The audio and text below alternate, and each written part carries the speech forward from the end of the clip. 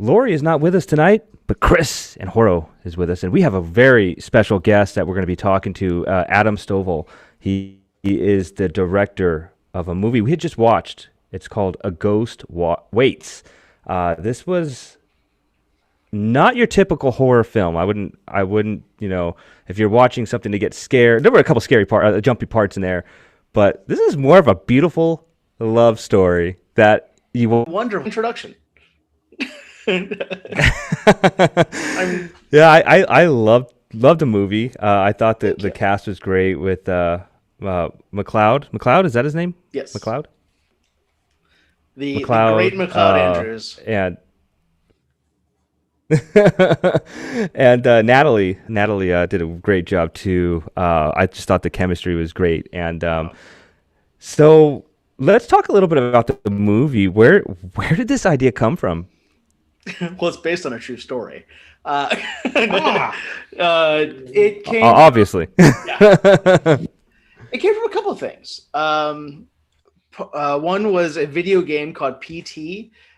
Some friends had me play. It's a first-person haunted house puzzle game designed by Guillermo del Toro and Hideo Kojima. It's just atmospheric and creepy as hell. And they had me over to play it one day, and I had them cracking up laughing because I was reacting to it the way I would react to a haunted house, which is like, the lights are flickering and a baby starts crying, and I'm just like, nope, don't need to check that out at all. I'm good, thanks. And then the other thing was a webcomic called Saturday Morning Breakfast Cereal, where a man asks a woman what she thinks is the most American movie, and she says Ghostbusters, because here's a movie where you have demonstrable proof of an afterlife, but the whole thing is about growing a small business and navigating government bureaucracy. And I thought that's really funny, but also like, oh yeah, like ghosts do mean there's an afterlife. I would have so many questions. And those two things kind of form the spine of what became A Ghost Waits. Well, it's funny that you said that about the questions, because that becomes, once Jack accepts what's going on, he starts asking a lot of questions, and you think, your first reaction when you have a ghost encounter is you get scared, right? And he was kind of freaked out, but when he's accepted it, questions come, and he asks a lot of questions, and there's like questions that you would ask a ghost, and I loved it. And he's just going on and on and on and on. I think, oh, yeah, that's enough about me. What about you? So I thought it was great. I thought the chemistry was amazing. I have to ask about the casting. How did you go about that? How did you come with McLeod and Natalie to be your leads? So McLeod and I have been friends for a while. We met on the set of another movie and had been wanting to work together for a long time. And just we lived together for a little bit out in Santa Monica, and I've gotten to see pretty much everything he's done. And by having that great familiarity, when this became a viable project, I was so excited to write something that kind of showed off all these different things that he can do that I didn't feel like had really been shown in a movie before. And then Natalie, I had been following her on Twitter. She is one of the most brilliant and hilarious people you'll ever meet, or follow in this case. And I had written the part of Muriel for a friend who got cast on a TV show. And so we went back to kind of the whiteboard of like, all right, what are we going to do? And I happened to be on Twitter one night, and Natalie had posted something, and I had laughed, and I remembered, oh wait, she's also an actor. And I went to her website, and there wasn't a clip, but there was an email address. So I reached out to her and just said, hey, I'm making this movie, and I think you'd be really interesting in the lead. If you're down, I'd like to send you the script. She responded, asked for the script. I sent it to her. She liked it. She did a self-tape.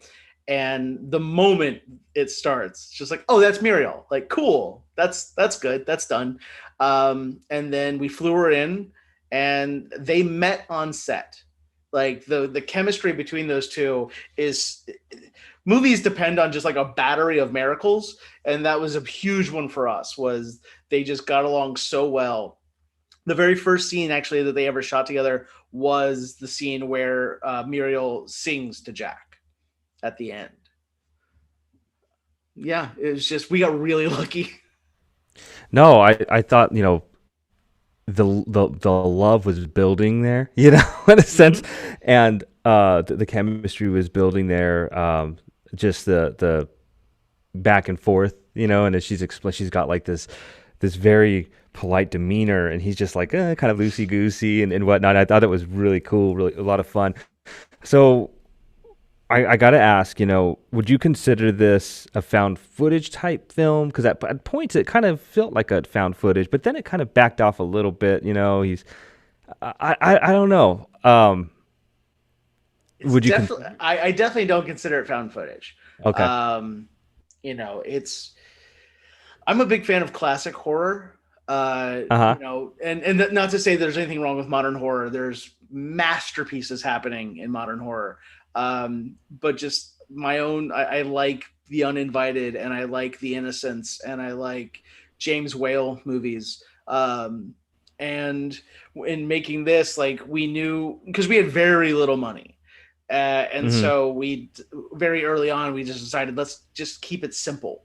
Let's make simplicity the North Star and not worry about bells and whistles, because I feel like a lot of people that make a no budget film feel like they need to dress it up with bells and whistles. But the problem is that you're dressing it up with dollar store bells and whistles, and they sound cheap, and they're not great. So we just said, like, no, let's just get rid of all that other stuff. I'm also a big Ingmar Bergman fan. Like, he's my favorite director. Ooh. Yeah. So it was just like, what would Ingmar do? Which is a good thing to ask yourself when you're making a movie. Um, but yeah, it's a lot of fun to kind of play with the interplay between classic and modern with the characters of Muriel and Rosie. Um, Is that why you talk about the classical films? Is that kind of why you wanted to go with black and white?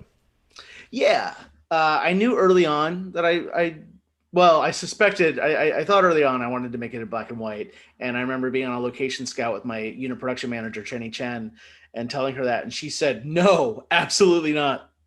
Because black and white's a really hard sell these days. We got a lot of no's from distributors and festivals simply because of black and white.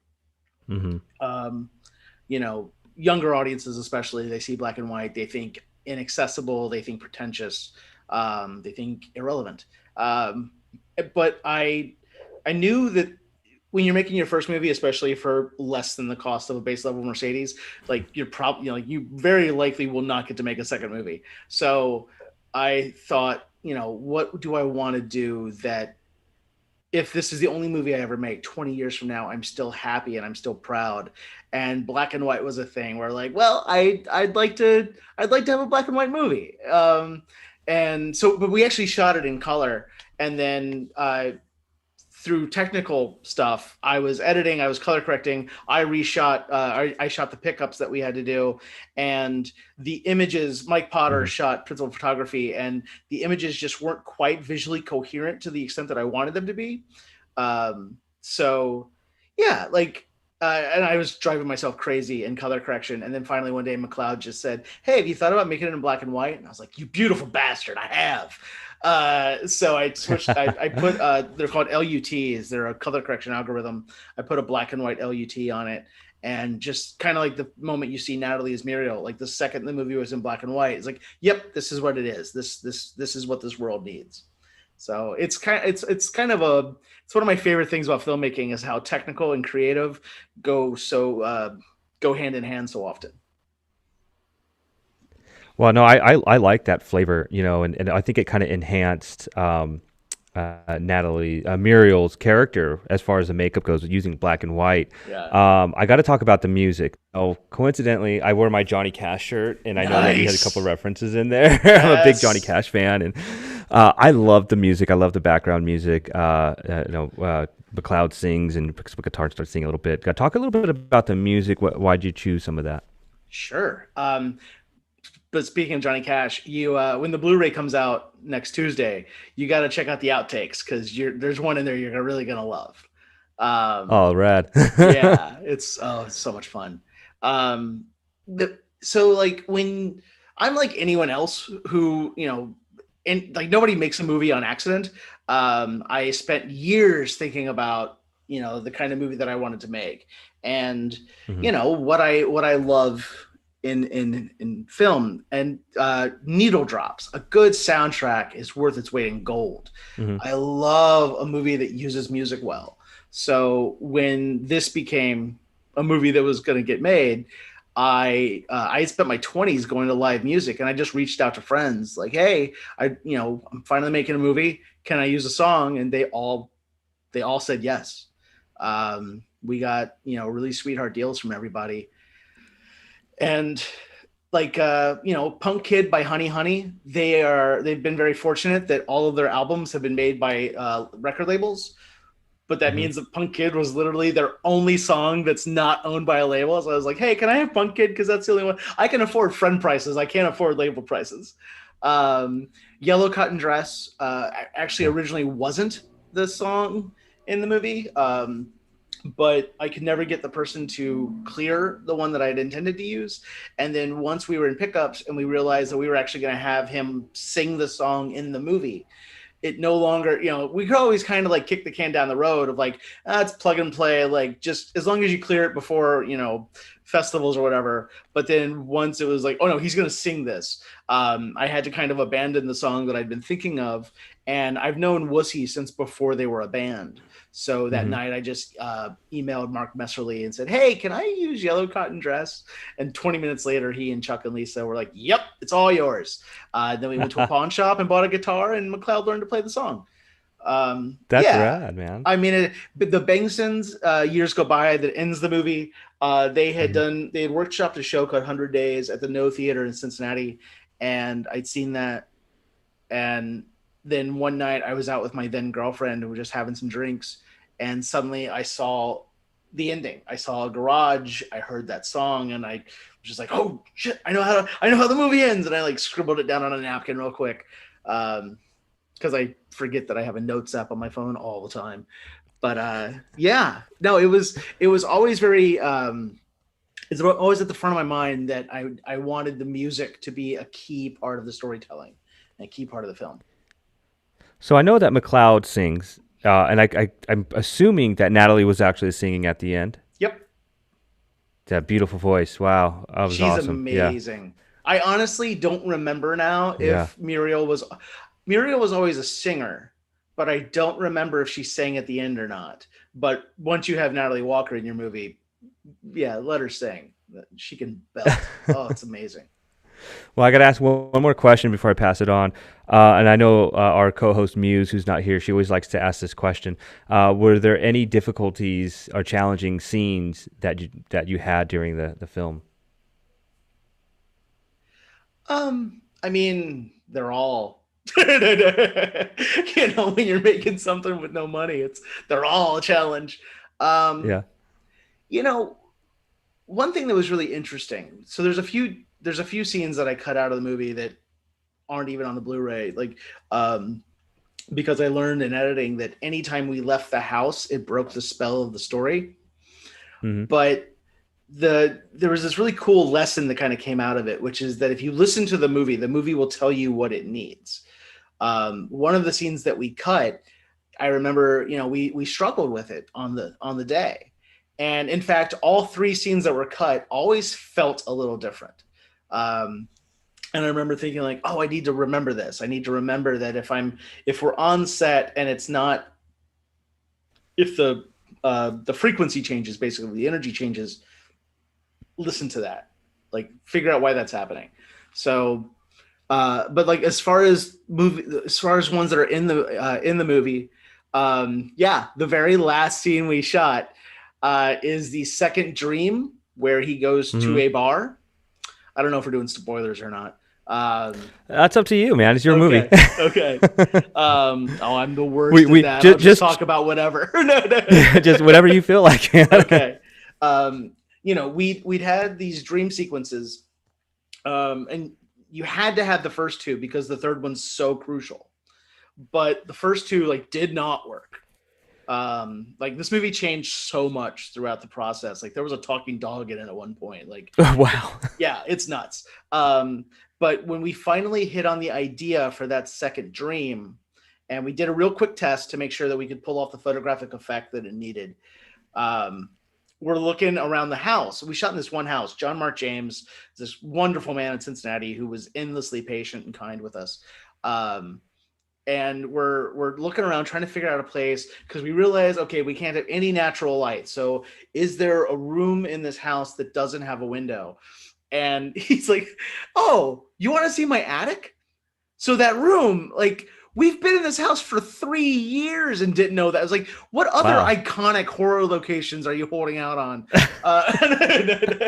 So we got in, we plugged up all the little holes where light was coming through, and then it starts storming.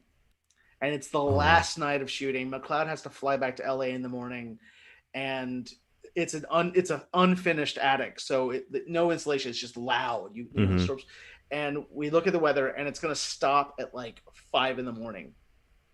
So we got up at 5, got up to the house at 6 to shoot that dream scene. And it was the very last thing we shot in the movie. And like from there, drove McLeod to the airport and like set him on his way home. Um, and it was like we reconfigured it so many times, and it went through so many iterations. So that then, like on that day, I just had my laptop that I'm talking to you now on, and we Hmm. were shooting it, and I was just immediately going and like cutting it together to make sure that it worked with the effect. And and like we had to get out, we had to get him to the airport. I remember like going back the next day to clean the house out and everything, and just Hmm. be done. And it did feel like, wow, like, um, but it does so much that's kind of become my barometer now, is like, Hmm. okay, is this scene so important that I would wake up at 5 in the morning to shoot That's it? a great way to look at it, man. I mean, not everybody wants to wake up at 5 a.m. to create, but if it's worth it No. in the end and you get the finished product, that's what Yeah. it's all about.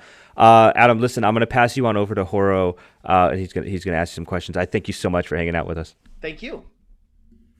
Hey Adam, nice to talk with you face to face now. Nice to meet you. Yeah. Out of an um, email. yes, but emailing, meeting a lot of people that way recently, but it's good to see some faces face to face. Yeah. And let me start by asking, how long overall has this process taken you? From kind of, you said you kind of sparked the idea long ago, and then it seems like it's been a long journey. I had the idea in fall 2015. We shot in August 2016 during a heat wave in Cincinnati in a house with no air conditioning. So that was fun. And then that was 12 days. And then we did a set. We did 4 days of pickups in April 2017, and 3 to 4 days of pickups in February 2018. Um, I I edited the film. I taught myself to edit in order to edit it. So, we shot it. We shot principal photography. I slept for a week. Uh, my A week later, my girlfriend and I went out for like a date night, our first date night, like that year, pretty much because the movie had taken things over. She broke up with me that night. So I then kind of lost more time to like, oh, I'm gonna take a month and feel nothing, and then I'm gonna take a month and feel angry and sad, all the time. And eventually, and friends are just like, hey, like, I know it's a hard time, but you really need to get working on that movie because like people are waiting. So I started editing, um, finished the assembly cut, and it was an hour and 50 minutes long, 150, and it was bad. It was real bad, but the ending always worked. And so that was getting to the ending quicker, tightening things up. Suddenly, oh, it's starting to take shape. Okay, this isn't too bad. And we got to a point where from like minute 34 on worked, but we hadn't really earned the first 33. So that was when McLeod, we didn't have any money left. So McLeod flew himself back, and we went back into the house, and we're just kind of coming up with like, okay, what's a way to make this point better? Or like digging into the second two acts. It's like, what's a payoff that we didn't set up? Like, how can we make this look like we did it on purpose? And so there was a lot of that. So, yeah, we worked over the course of it was about 20 little, I guess, 19 days over the course of 3 years. And then cut it together.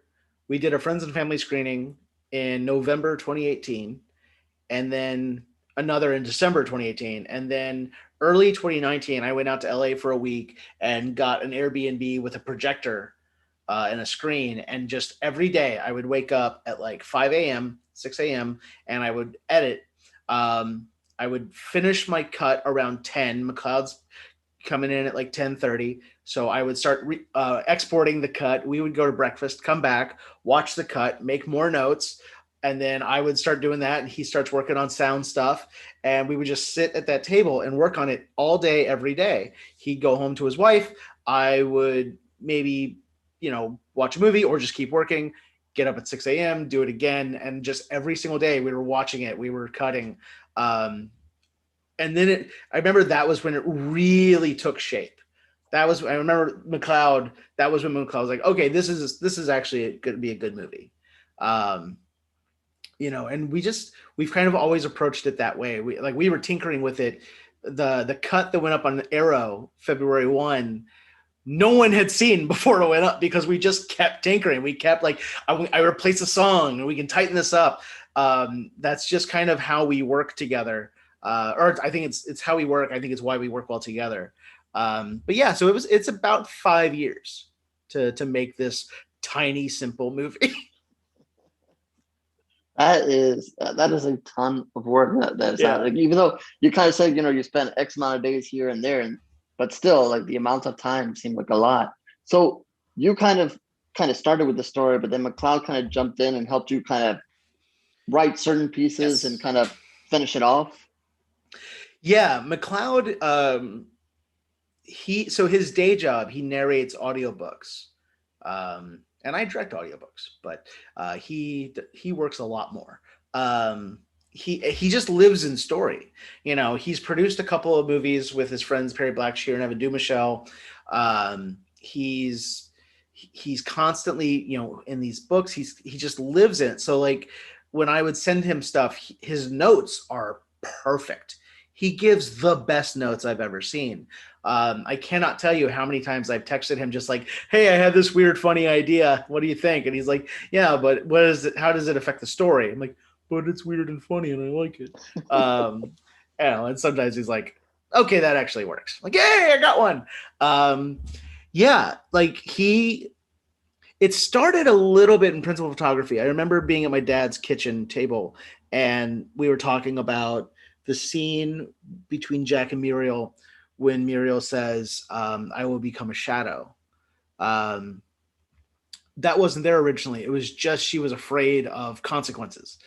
And McLeod said, what is she afraid of, though? Like, what is the consequence she's afraid of? And through that conversation, we found the idea of the shadow, because a shadow isn't an actual thing. It's tied to you, but only at a time. It goes where you go. And that's funny. There's actually a picture of shadows coming up on Stovall right now. But it started there, and then we get into pickups, and we're just inventing scenes on the day, where we have an idea of what's not working, but we don't have an idea of what will work. And so it's just this like complete faith that we have in collaboration, that if we put our heads together, we're going to come up with something interesting, or at least that we find interesting. And yeah, the movie got so much better. And I remember like we were driving, I think to set or from set, we were driving somewhere, and I was just like, hey man, do you want a screenplay credit? Cause like, you've done a lot of work on this. It's like, no, that's what a producer does. And then a little bit later we were working, and he's just like, you know what? I think I actually would. I'm like, okay, we'll put you on there. Cause yeah, it definitely, I mean, I owe McLeod more than I could ever repay him.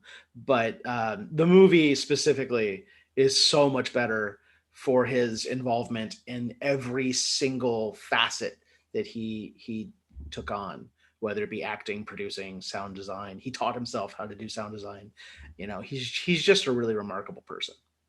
Did that kind of make it easier for you directing him, since he already kind of has input, or yes, does that kind of put a little more pressure on you when you're watching him do it and you're like, well, maybe no, or maybe I should correct him or not? Or oh, that's interesting. Because there's definitely no pressure. Like, it's a really cool thing about, especially in the pickups when it was just us. I was his acting partner. I just happened to have the camera, but we were playing scenes together, and we're so familiar and we're so close at this point, and there's so much trust. Um, I don't think either one of us would think twice about giving the other one a note, or would think twice about, yeah, you just like, hey, what about this? And it's, because there's no ego. He improvised everybody's favorite scene in the movie, which is the toilet scene.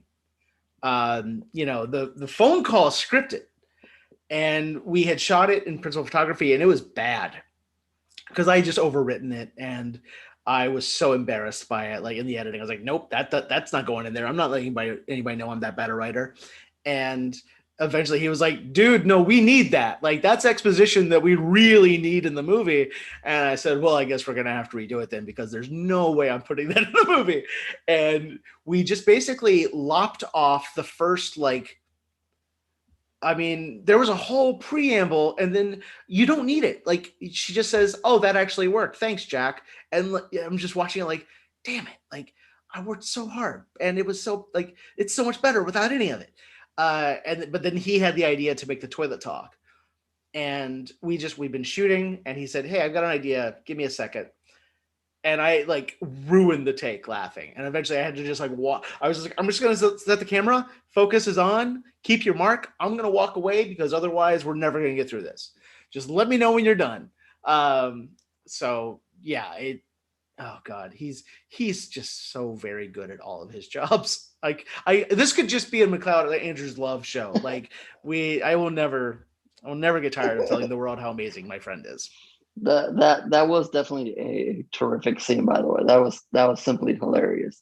And it seems so natural, like if he was really doing that. And kind of, just who he is. I guess, kind of going to that, a lot of the beginning of the film is just him. Was it, I guess, it was fine for him to just kind of do these shots all by himself, but he's sometimes talking to himself.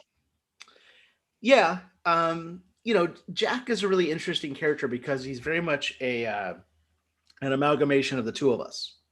We're fairly similar people. I struggle with depression and anxiety and suicidal ideation to a much greater extent. But I wanted to make a movie that kind of reflected my experience of depression, because generally when I see it in films, it's very it's bipolar disorder, it's manic, it's the stuff that's much more dramatic and much more overtly dramatic. But it's not my experience. My experience is that depression is wallpaper. It's there, and at my worst, I'm working hard to not let you know the struggle that's happening. But it has this way of coloring everything and telling you that you don't deserve life, or anything good, or even bad. Just, you don't deserve anything. And I wanted to kind of convey that. And wanting to work with McLeod, he's so charming, and he was really worried about how he would portray this. Should he be doing more? And I just had to tell him, no, we hang out a lot. Am I Captain Sad Guy all the time? No, you make it work. Lots of, Robin Williams. I mean, obviously that he struggled with it almost, as much as anybody has, and eventually succumbed to it. Everyone was taken by surprise, outside people who knew him, because we all thought, oh, he's funny and he's brilliant and he's got all this energy and he's great. We had no idea the struggle. And that to me is kind of the truest thing that I've learned, is that people just don't know about the struggle. And you don't really want to talk about it, because there's then this anxiety that you're going to compound someone else's anxiety with your bullshit. And you don't want anyone to be your depression camo, you don't even want yourself to be it, but you certainly don't want any of your friends to have to deal with it. And that we wanted to do that. And he trusted that what I was saying was what I needed to say.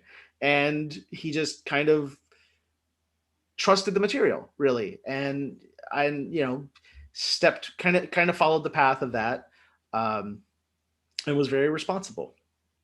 Was just off the top of my head, was that ever difficult to kind of tackle those issues and everything you just talked about there, but also on the other side is you have a love story happening. Was it ever difficult to kind of merge those two or balance those two out? No. And I think part of it is that, so like I said, I had the idea in late 2015. We had spent 2014 trying to make another movie, and we got really close. And we had a couple of investors, but we just couldn't raise enough money. But one of the investors was really excited to make something, and he remained really excited. So I had this idea, or I'd played the game, I'd seen the webcomic, I'd had this idea, and then MF Thomas is the executive producer. This is the investor I'm talking about. He was talking to our mutual friend Nick Thurkettle and said, "Oh, hey, what's going on with Adam?" And Nick said, "Oh, I think he just had some like weird haunted house idea." And we got on the phone. I told him what I had. I didn't have a script. I just told him that what I saw as the story. And he said, "Oh, that's good. I'll put in this amount of money." My mom matched it, and that's what gave us our budget. And then I had to sit down and write a script very fast. And it's the fastest I've ever written a script, outside of like a pilot that is a very different beast. But so I never really thought about it. It was just like, I know the story I want to tell. I know the kind of movie I want to make. I know what I want to play with. But when you don't have years to prep and to put up your cork board and put all your note cards up and everything, like it was just every day sitting down and saying, okay, what's interesting? What's interesting about ghosts? What's interesting about ghost stories? What's interesting about, I love Guillermo del Toro, like what's interesting about Gothic romance? What can I play with that I haven't seen before? Because like I have a rule, like it's so much easier to not write than to write, that if I have an idea that's already been done, like cool, I can just pop some popcorn and watch that thing. So I don't really start writing something until I think it doesn't work, which just means that I haven't seen it work before. And that gives me a puzzle to solve. And hopefully, if you don't have any money, at least have something to say. And so hopefully we're doing something kind of novel, which I know was the goal for myself, for McLeod, I think for everybody, to just do something that that felt fresh and new. Awesome. Great answer. I want to squeeze in one more question because I know Chris is waiting. And I just, you mentioned all the work and all the time you put into it.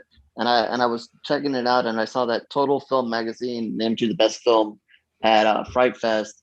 And I know I've seen some other reviews. I reviewed the movie as well, and so forth. I think it's off to a good start and had a great start to the reviews and so forth, and that those awards. How does that make you feel, or how excited are you? And after all this time, getting named that, it's remarkably validating. When you make a movie so small and so personal, you really don't know if anyone's ever going to care. I remember telling McLeod, like, we have to make something that we're proud of, because we're probably going to have to go with self-distribution. Who knows how many people will ever see this movie, and in those who do, you can't control how the audience reads your film. So it's on you to make the movie that you want to make, so that even if somebody else completely sees something different, okay, like there, that's not an invalid read. It's there if you see it, but like, you've got to make something that you're proud of. So that was kind of the name of the game for us. And then, Fright Fest brought us into to Glasgow, which is where we had our world premiere, and it was just remarkably well received. And I'm sitting in a room with 410 strangers because we sold out our world premiere, and listening to them laugh and cry and gasp. And I remember, like, beforehand, I sat down near an exit because I was just like, I'm having an anxiety attack. I may need to run. And I never had to. I also really like the movie, so I still get lost in it sometimes. And it was just like, oh, okay, this is what I was hoping it would feel like. And then to have it, they brought it back for Fright Fest. What ended up being Fright Fest Digital, usually their main event in London. They brought us back for that, and that's where Total Film gave us Best Picture, Director, and Actor, which was like the loveliest thing to wake up to. It was like 6 a.m, and I was like waking up to go pee, and just happened to grab my phone and saw that I had a million notifications. I was like, oh, this is cool. And then like Screamfest, we went out, we had our North American premiere, and again, Best Actor, Best Director, Best Picture. That's the trophies that you see over my shoulder that are designed by Stan Winston. I always like to point out. We've had a few festivals give us these awards, and it's just remarkable. I'm not the biggest fan of awards for art because I think it's kind of silly. There is no objective best. But I don't think we get distribution without it. So thanks. I'm kind of, it's like I see the value now in a way that I really hadn't before. They're great for a conversation, and they're great for something as small as us to just have legs in the culture. But the coolest thing after the Glasgow screening, a bunch of people were coming up and thanking me for the movie, which I was just like, thank you. What do you? And one man in particular said that he was excited to show his partner the film because it was going to facilitate a conversation that they'd never actually been able to have before, because of the ending. And that kind of thing, like, it's house money. Like, come on, that's the best thing that could possibly happen out of this. The point of art is to make us feel less alone. The point of art is to facilitate empathy and connection. And to be a part of that legacy is the greatest damn thing that could possibly happen. Absolutely. Absolutely. Well said. And I'm glad that happened and you had that experience and all those awards and so forth. And I've taken up plenty of the time here, so I'm going to pass it to Chris before he kills me later on. But thank you very much. Hey, Adam. Hey, Chris. I love this movie. I really loved it a lot. I'm the oldest one in this group. Ken and Omar just got their driver's license, and I think they're taking the SAT next week. But you know something? I got you with the white hair, though. I'm there. I think you and I can talk. Yeah. Omar and Ken, they can go in the next room. I saw in this movie something that I love. I saw old movies. And I'm not talking 1990. I'm talking about 1947. One of my favorite scenes is when Rex Harrison plays a sea captain ghost. Yes. And he is scaring the bejesus out of little diminutive Jean Turney. And she's afraid. She's horrified. And Rex Harrison goes in for the kill to throw her out of what he says is his house. Yeah. And she's scared to death, but she says to him, I have nowhere to go. And I'm thinking, you recreated the Ghost and Mrs. Muir, where that was for the romance novel crowd. You made Ghost and Mrs. Muir for the common man, for the guy who goes to a bar that orders a pizza for dinner. I don't know if that was intentional, but you brought a realm or a genre to the common man. And I think if anybody didn't have an interest in seeing the Ghost and Mrs. Muir, they would now. But were you drawing on your love for older films, for maybe you mentioned the Gothic romance type, but that might not have been on the screen, but it was in the plot and it was in the theme. Yeah, I actually had not seen Ghost and Mrs. Muir before I made this. I was aware of it. I'd done a monologue from it for an acting class in school, but I'd never actually seen it. I have since. Yes, though, I do. I really like. I mean, it's a privilege to make a movie at all. But like when you're making something at this level, I think it's kind of incumbent to make something that you need to see that you're not seeing anywhere else. I always say I wish this movie had existed when I was 15 years old. And it kind of goes back to the simplicity thing of I like classic filmmaking. I like the just bread and butter of it. And you know, I saw The Innocents not too long ago. I mean, obviously before 2020, but you know, I'd been hearing like, oh, it's one of the scariest movies ever, and you know, you're watching it and you're just like, this is really good, but like scariest movies ever, like really? And then it gets to the ending, and the dread. You know, anymore we're not really programmed for dread. We're programmed for jumps, and we're programmed for, oh, I didn't see that coming. But you know, there was a time when horror was like, we're gonna make you identify, we're gonna make you recognize something within yourself, and like you get to live with that now. And that was very clearly that was very clear in my mind that I wanted to tell a story that someone needed to hear. You know, I know I trying to avoid spoilers, but like the ending. The really nice thing about making a movie is that I have 80 minutes of your time, and as long as I don't waste that, as long as I don't treat it like, as long as I don't take that for granted, I can probably land a punch that you don't see coming. Weirdly, like a huge influence was Mrs. Doubtfire, because it was the first time I really noticed that if you make people laugh, you can really mess them up with emotional truths later on.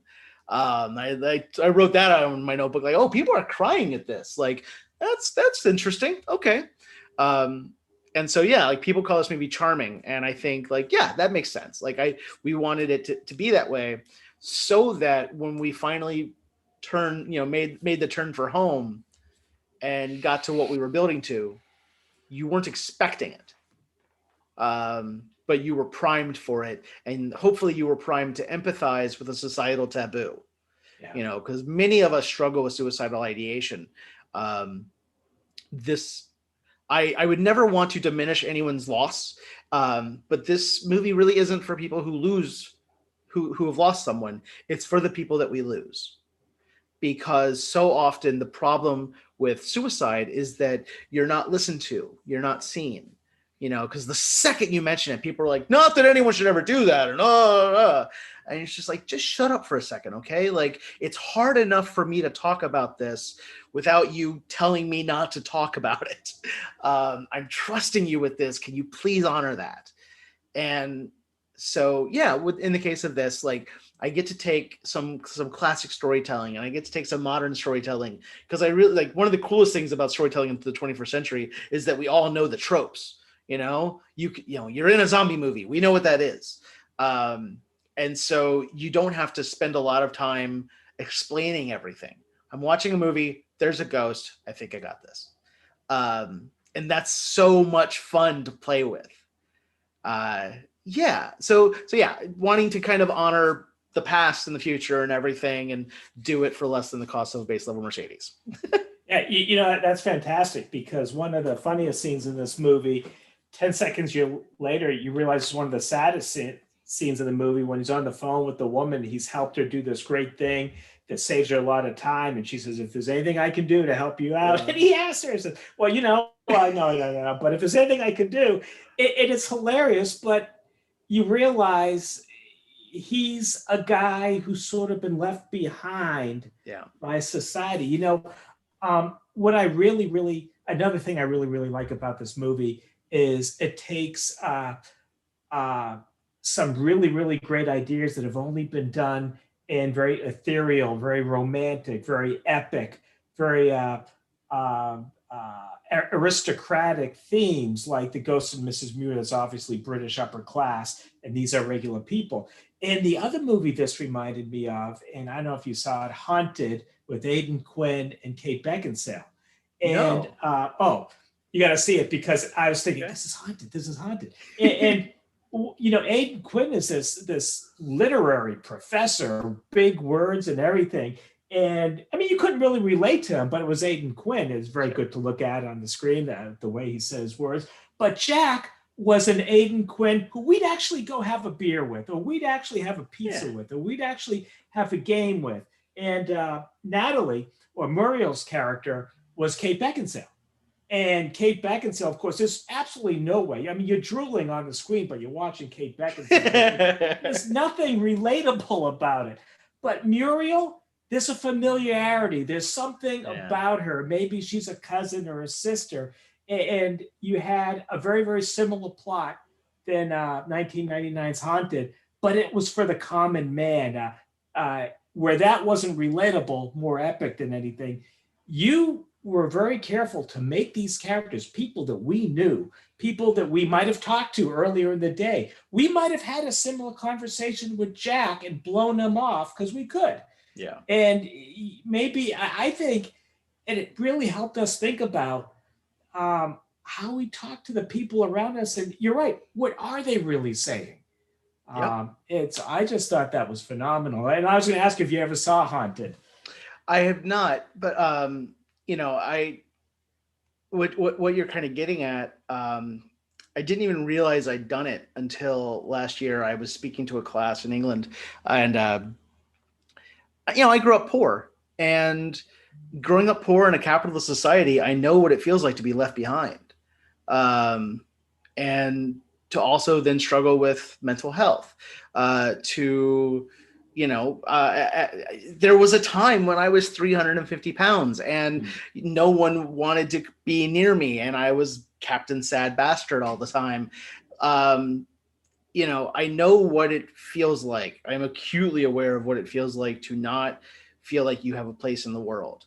And that's what I wanted to talk about, I spend a lot of time thinking about communication. I spend a lot of time, because we've all had that circumstance of you say something and the person misinterprets it, and you end up having this huge fight, and you can't even tell where the misunderstanding happened. So now I think about what I'm going to say, but then I also think about who I'm talking to and how I've observed them process information, so that I can say something as tailored to them as possible. And when I tell people about this, they say, that sounds like a lot of work. And what I say is, yeah, but the fight afterwards was a lot of work, and it's very unpleasant. I like this system. I feel like it's made me a better person. And with Jack, I'm a blue collar guy. I was a maintenance man. I've loaded airplanes. I was in the Army.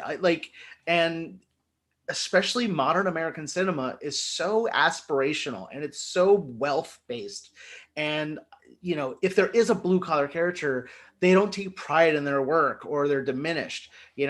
Bob's Burgers is one of my favorite shows, and it's just about a blue collar family trying to get through life and make the next rent. And none of it's, it's not certain that they will. I mean, it is because it's a sitcom, but they do all kinds of stuff. They get in all these zany hijinks because, they'll forgive a month's rent, or, we'll make this and we'll be fine for a while. That's a very real thing, and it's worth talking about. And our art should reflect our society. So that's another thing where, okay, well, if I get to make a movie, then I'm going to take pride in my blue collar labor, because someone should. Absolutely. And I wish this was a 2-hour show, because I'd like to talk about Sidney Vollmer and Amanda Miller. We don't have the best time for that today, but I tell you, I was looking at Amanda Miller, Ms. Henry, and I said, I don't know why, I just fell in love with her. She had that charisma Carpenter type face. I was, if you see her, tell her that I can't wait to see her in another movie. And Thank you, Adam. And I'm going to give you back to Ken for some more abuse. Thank you, Chris. Adam, I'm blown away by some of the responses, and just the openness of what you've had to go through, personally, and not just, through the movie. And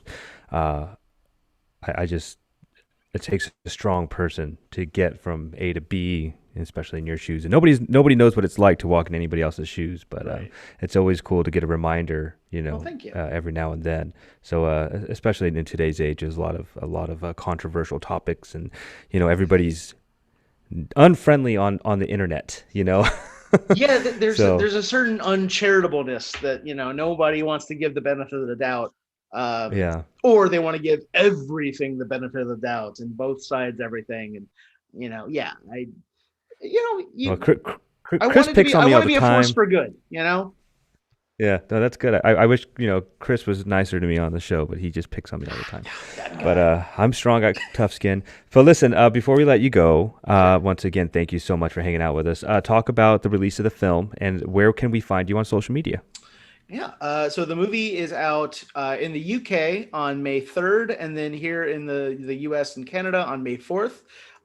Blu-ray is available, but also if you, like so many people, don't have a physical player anymore, it's going to be on iTunes, and it's like $8 right now. Nice. It's also on HorrO Player. Our distributor HorrO has their own streaming app.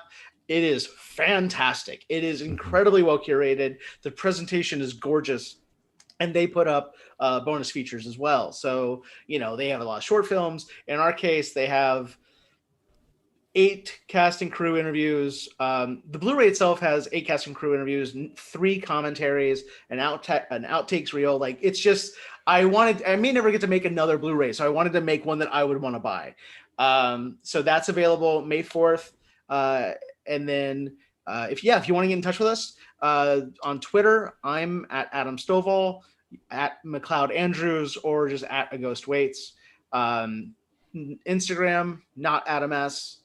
I have a Facebook. I haven't seen it in a while. I don't know what's going on there, but Twitter's probably the best. And there's also a website, aghostwaits.com. It's okay. Yeah. Chris still hangs out in the AOL chat rooms waiting for people to come back to the AOL. I sent telegrams. And I still sent telegrams. I figured it'd be a GeoCities page. Okay. Listen, real quick before we go, I just want to shout out everybody in the chat room. Luna, John, Casey, HorrO, you're in there. Just another shout out to Muse. And thank you so much, everybody, for listening to us and following the show. Adam, we wish you nothing but success with the film. Thank you for hanging out with us on Where the Scary Things Are. Till next time, my friend, keep it scary.